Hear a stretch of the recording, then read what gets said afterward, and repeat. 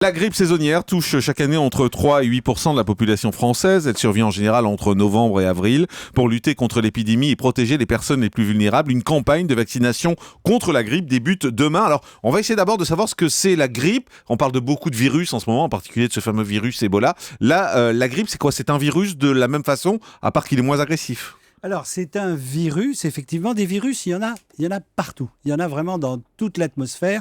On est entouré de virus et on vit en équilibre avec ces virus. Mais parfois, ils deviennent virulents, c'est-à-dire qu'ils deviennent agressifs. Alors, le virus de la grippe, je voulais juste faire une espèce d'analogie.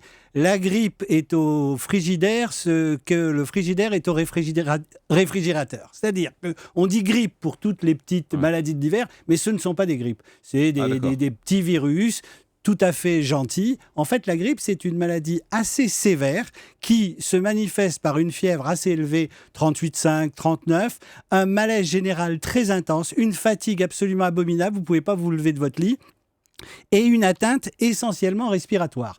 Mais vous avez des courbatures, vous pouvez avoir mal au ventre, etc. Et ça survient dans le cadre d'une épidémie. En général, on a des instituts de veille qui captent tous les cas de grippe, qui étudient, qui analysent et qui vous disent en ce moment, on est dans une période d'épidémie de grippe, c'est-à-dire plusieurs cas à la fois. Mais ça vient d'où ce virus? Pourquoi tous les ans ça revient? Alors, les virus existent non seulement dans votre corps, sur votre peau, dans l'air, chez les animaux, et leur caractéristique, comme toute caractéristique humaine, c'est d'évoluer.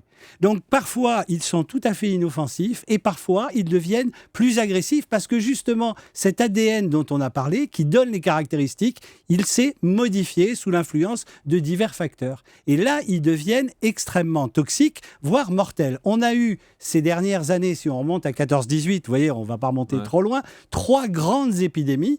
14-18, la grippe espagnole, interrogée dans votre famille, vous avez tous entendu parler de la grippe espagnole où il y a eu des millions de morts. Il y en a eu une dans les années 54 aussi. Et puis en 68, il n'y a pas eu que la Révolution. Il y a eu la grippe d'Hong Kong qui a aussi donné énormément de cas de morts. Mais si je vous comprends bien, ça veut dire qu'en fait, cette grippe qui revient chaque année, c'est pas la même.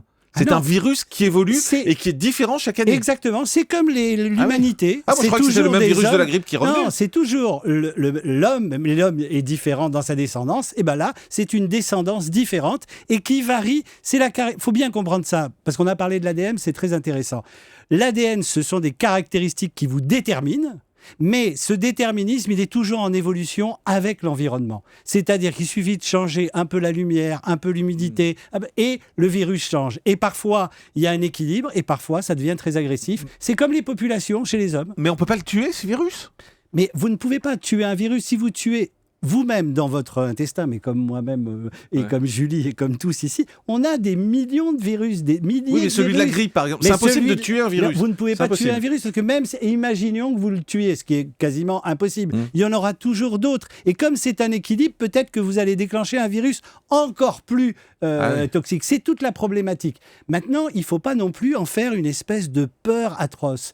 On ne pourrait pas vivre sans les virus. C'est-à-dire, c'est une complémentarité. Ah bon ? Ah ben bien sûr. Mais pourquoi ? Parce qu'il y a des échanges biologiques qui nécessitent la présence de virus. Donc l'homme est consubstantiel au virus. Et il faut avoir aussi une autre idée en tête, c'est que si vous n'êtes pas habitué au virus, vous mourrez. Si vous mettez quelqu'un dans une chambre stérile, que vous l'avez évacué toutes les bactéries et tous les virus, et que vous le mettez dehors, et ben tout d'un coup il va être agressé. Et c'est pour ça qu'on dit que les petits-enfants, il faut le mettre au contact d'autres enfants pour qu'il y ait souvent cet échange de virus, afin qu'ils aient eux-mêmes leurs anticorps. Vous avez parfaitement raison. Le petit garçon qui va à l'école et qui fait des rhinopharyngites, on dit que ce sont des maladies d'adaptation. C'est même pas une maladie, c'est le fait de s'acclimater à l'environnement dans lequel... Bien sûr, c'est bien.